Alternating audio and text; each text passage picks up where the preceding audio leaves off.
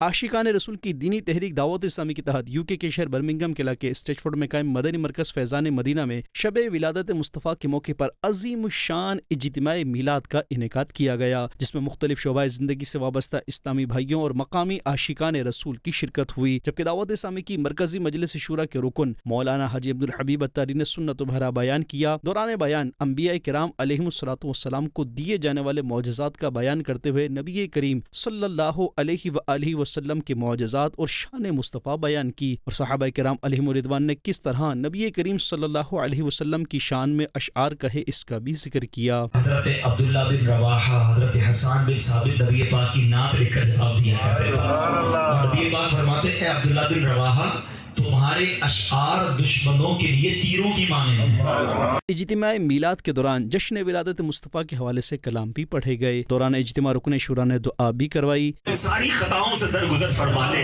تیری قسم میرے مولا، اگر تو نے ہم سب کو اپنی جنت میں داخل کر دیا، تیری جنت میں کوئی جگہ کم نہیں پڑے گی، اللہ تیری رحمت میں کوئی کمی نہیں آئے گی۔ ہمارے ماں باپ کو بھی بخش دے، ہمارے بھائی بہنوں کو بخش دے، ہمارے بیوی بچوں کو بخش دے، ہمارے مرحومین کو بخش دے۔ جبکہ اختتام پر صلاۃ و سلام پڑھا گیا۔